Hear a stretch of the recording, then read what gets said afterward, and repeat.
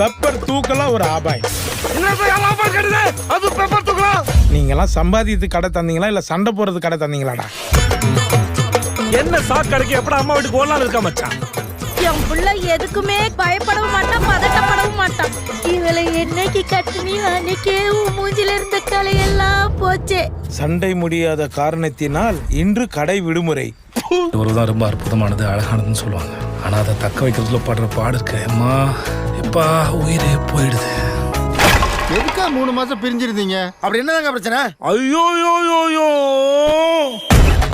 ஐயோ ஐயோ அடேங்கப்பா. ஐயோ